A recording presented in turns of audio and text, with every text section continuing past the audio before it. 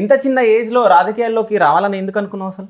అంటే రాజకీయాలు చేయకూడదా అంటే అట్లా కాదు, అంటే ఇంత చిన్న ఏజ్లో నాకు తెలిసి మీరు 17 years ఉన్నప్పుడే ఏమో మీరు వెళ్ళడం జరిగింది. అవును. సో బీటెక్ ముందా బీటెక్ తర్వాతను? డిగ్రీ స్టార్టింగ్లో. సో అంటే ఎందుకు వెళ్ళాలనుకున్నారని చెప్పేసి నా క్వశ్చన్. అంటే నేను ఫస్ట్ ఫౌండేషన్ పెట్టినాను, రాజకీయంతో సంబంధం లేకుండా ప్రజలకు సేవ చేద్దామని ఫౌండేషన్ పెట్టినాం. మేము ఫౌండేషన్ పెట్టి నడిపే సమయంలో మా దగ్గరకు వచ్చిన సమస్యలు ఏవైతే ఉన్నాయో వాటిని పరిష్కరించే క్రమంలో మేము రాజకీయ నాయకుల దగ్గరికే వెళ్ళాల్సి వచ్చింది, వాళ్ళ దగ్గరనే వెయిట్ చేయాల్సి వచ్చింది. ఆ పనులు చేయలేకపోయినాము. ఓకే. చివరిగా మేము అర్థం చేసుకున్నామంటే ప్రత్యక్షంగానో పరోక్షంగానో మన జీవితాలు రాజకీయంతో ముడిపడి ఉన్నాయి అని అర్థమైంది. రాజకీయంలో వాళ్ళ కాడికి వీళ్ళ కాడికి పోయేదేముంది, మేమే రాజకీయ నాయకులకి మేమే 10 మందికి ఎందుకు సేవ చేయకూడదు అనే ఆలోచనతో రాజకీయాల్లోకి రావడం జరిగింది. ఓకే. అంటే ఫౌండేషన్ అన్నారు కదా ఇంతకుముందు, ఏం ఫౌండేషన్ అది? యువ సేవా ఫౌండేషన్ అని దాదాపు 3 రాష్ట్రాల్లో, కర్ణాటక కానీ, తెలంగాణ కానీ, ఆంధ్రప్రదేశ్లో కానీ కొంతమంది విద్యార్థులను టీంని క్రియేట్ చేసుకున్నారు. దాదాపు నాకు 1 year టైం పట్టింది ఆ టీం క్రియేట్ చేసుకోనికి. ప్రతి చోట మా వాళ్ళు నాకు సపోర్ట్ చేసేవాళ్ళు, నాకు సంబంధించిన వాళ్ళు, నాకు అన్నలాగా ఫ్రెండ్ లాగా సపోర్ట్ చేసేవాళ్ళు ఎంతోమంది ఉన్నారు. వాళ్ళందరి సహకారంతో ఆ రోజున ఫౌండేషన్ పెట్టినాం. చెప్పినా అది వర్కౌట్ కాలే. ఓకే. రాజకీయాలు లేకుండా ఏం చేసినా వేస్టే. ఓకే. సో అట్లా అని చెప్పేసి రాజకీయాల్లోకి రావడం జరిగింది. సో అంటే ఫస్ట్ మీరు ఏ పార్టీకి వెళ్ళడం జరిగింది? అంటే ఎవరన్నా ఆహ్వానించారా లేకుంటే మీరు రావడం జరిగిందా? ఒకటే అన్న, వైఎస్ఆర్సీపీ పార్టీ. ఫస్ట్ నుండే వైఎస్ఆర్ గారికి అభిమాని. ఓకే. వైఎస్ జగన్ గారంటే విపరీతమైన అభిమానము. వైఎస్ఆర్సీపీ పార్టీలోకే వెళ్ళాలనే ఆలోచన ఉండేది. కానీ చిన్న ఏజ్ ఎవరు తీసుకుంటారులే మనల్ని అనే ఆలోచనలో ప్రశాంత్ అన్న అని వైఎస్ఆర్ విద్యార్థి విభాగ జిల్లా అధ్యక్షుడు కర్నూలుకి. ఓకే. ప్రతి మనిషి జీవితంలో టర్నింగ్ పాయింట్ అని ఉంటాడు చూడు లైఫ్లో. నాకు అన్న నన్ను కలవడం, మా పరిచయం ఏదైతే ఉందో నా లైఫ్కి టర్నింగ్ పాయింట్ అది. నన్ను రాజకీయంగా లిఫ్ట్ చేసినాడు, అవకాశం ఇచ్చినాడు, నా గొంతు వినిపించే అవకాశం ఇచ్చినాడు. నా వాళ్ళకి ఆ రోజున ఫౌండేషన్లో నా వెంట ఉన్న పిల్లలకి నేను పదవులు ఇప్పించుకోగలిగిన అంటే ఆయన అవకాశం ఇవ్వడం వల్లనే. అతను కూడా ఎన్నో ఇబ్బందులు, ఎన్నో కేసులు మోసినాడు. దాదాపు 10 ఏళ్ళగా పార్టీ కోసం కష్టపడుతున్నాడు. ఈ రోజున ఎన్నో కేసులు ఉన్నాయి, కానీ ఈ రోజు కూడా ఒక విద్యార్థి నాయకునిగానే ఉన్నాడు. రాబోయే ఎన్నికల తర్వాత ఒక మంచి స్థానంలో ఉండాలని విద్యార్థి విభాగం తరపున, విద్యార్థి నాయకులు అందరి తరపున కోరుకుంటున్నాను. సో మీ పైన ఎన్ని కేసులు ఉన్నాయి ఇప్పుడు? చూస్తాట అనిపిస్తున్నా నాన్న కేసులు ఉన్నట్ట? లేదు నేను అడిగినా, మీరు చెప్పండి. ఉన్నాయా లేవా? లేవు మీ మీద కేసులు. ఎందుకు పెట్టలేరు? అంటే మీ పార్టీ అధికారంలో ఉందని చెప్పేసి మీ మీద కేసులు పెట్టలేదా? అంటే నేను పార్టీ అధికారంలోకి వచ్చినాక పార్టీలోకి అఫీషియల్గా వచ్చినా కదా. ఓకే. అంటే నేను ఏమన్నా తప్పు చేస్తే, నేను ఎవరినైనా బెదిరిస్తే, నేను సెటిల్మెంట్ చేస్తే, నేను పంచాయతీలు చేస్తే, అక్రమంగానో అన్యాయంగానో ఎవరినైనా ఇబ్బందులు పెడితే ఆ రోజు నా మీద కేసులు ఉంటాయి. నేను ఏం చేయనప్పుడు నా మీద ఎందుకు కేసులు ఉంటాయి? సరే, మీరు చంద్రబాబు నాయుడు గారిది కాన్వాయ్ అడ్డుకున్నారు. అవును. అదే విధంగా నారా లోకేష్ యువగలం, సో దాన్ని కూడా అడ్డుకున్నారు. మీరు బ్లాక్ జెండాలు పట్టుకొని సంథింగ్ ఏదో చేసారు. సో అది తప్పు కదా? ఒక విషయం చెప్తాను నేను దానికంటే ముందు. రాయలసీమ అంటే ఎంతసేపు ఉన్న ఫ్యాక్షను, బాంబులు, సుమోలు, అవి టీవీలలో బాగా చూపిస్తారు సినిమాలలో. మా రాయలసీమ రాజధాని కోల్పోయినందుకే ఈ రోజున హైదరాబాద్ నైట్ టైంలో ఇంత బిల్డింగ్లు వెలుగుతున్నాయి, కేబుల్ బ్రిడ్జ్ వచ్చింది, ఇంత డెవలప్మెంట్ అయింది. ఏంది మళ్ళీ ఒకసారి రిపీట్?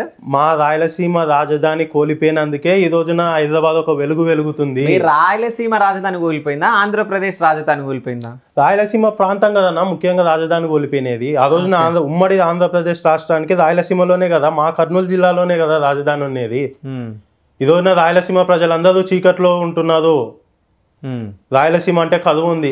రాయలసీమ ఈ రాష్ట్రానికి 8 నుండి 9 మంది ముఖ్యమంత్రులను ఇచ్చింది. ఒక ప్రధానం పివి నరసింహారావు గారు ప్రధానమంత్రి అయినారు మా రాయలసీమ నుండి. అందరు మా కాడ నుండే కదా అన్న రాజకీయం చేసినది. మా చుట్టూరా నీళ్లున్నాయి. రాయలసీమనే కిందున్న జిల్లాలు అన్నిటికీ నీళ్ళు ఇచ్చేది, కానీ మాకు నీళ్ళు ఉండవు, మేము వాడుకోనికి ఉండదు.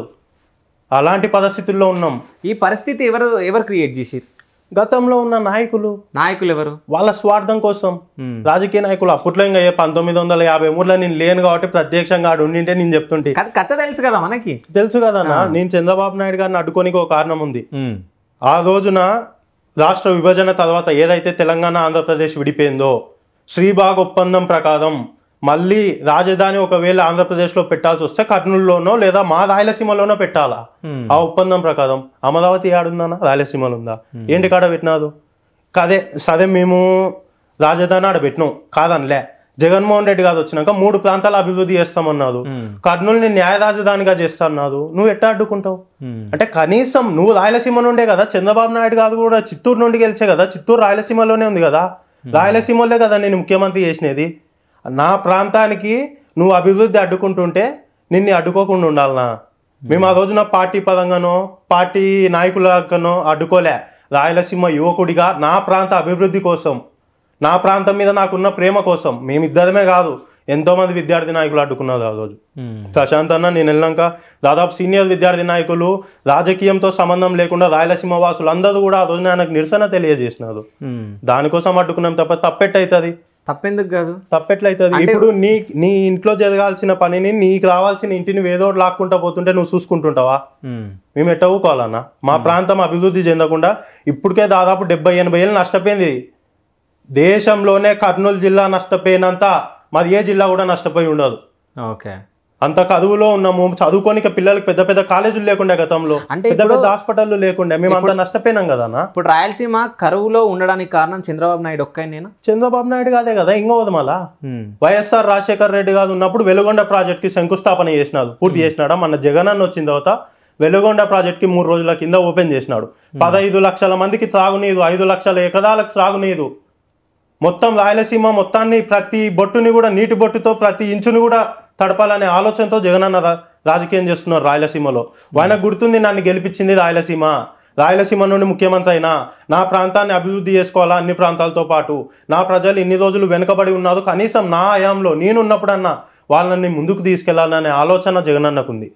మేము చంద్రబాబుని అడ్డుకునేది తప్పే కాదు, ఎందుకు తప్పవుతుంది? సరే, ఇప్పుడు నువ్వు వైసీపీ పార్టీ కాబట్టి నువ్వు మీ పార్టీ గురించి నువ్వు డప్పు కొట్టుకుంటున్నావు, అంటే జగన్ అన్నని బాగానే మోస్తున్నావు అనమాట, బాగానే ఆయన గురించి బాగా చెప్తున్నావు నువ్వు, ఓకేనా? అదే విధంగా నెగిటివ్ కూడా ఉంది. ఏ విధంగా నెగిటివ్? అసలు ఏం చేయట్లే ఆంధ్రప్రదేశ్కి, అసలు యువతకి జాబ్లే లేవు. సో దీనిపైన యాజ్ ఏ యూత్ గా నువ్వేం మాట్లాడుతావు?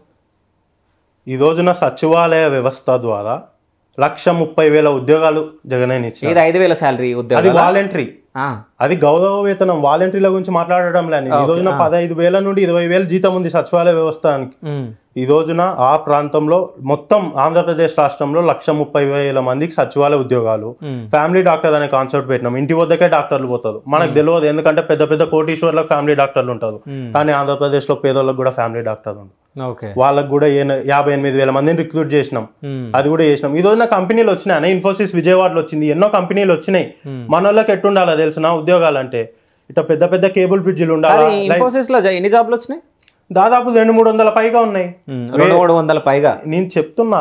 ఇన్ఫోసిస్ తో పాటు ఎన్నో వచ్చినాయి. మొన్న 13 లక్షల పెట్టుబడి, 1,00,000 కోట్లు పెట్టుబడి తెచ్చుకుంది కదా మీటింగ్ లో, సదస్సులో. నేను ఒకటి చెప్తా అన్నా, మన వాళ్ళు ఒకవైపు హైదరాబాద్ ని, ఒకవైపు బెంగళూరుని పెట్టి ఆంధ్రప్రదేశ్ అంత తొందరగా ఇంత పెద్ద డెవలప్డ్ సిటీలతో కావాలంటే కాదు.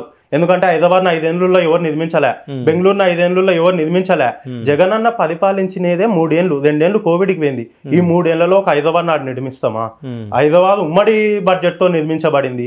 దాదాపు 5 నుండి 6 మంది ముఖ్యమంత్రులు కడితే హైదరాబాద్ అయింది. బెంగళూరు హైదరాబాద్ కంటే ముందు నుండే డెవలప్ ఉంది. జగన్ అన్న వచ్చిన వెంటనే అంత గొప్ప స్థాయికి ఆంధ్రప్రదేశ్ వెళ్ళాలంటే ఏ విధంగా అవుతుందన్న? చేస్తాం.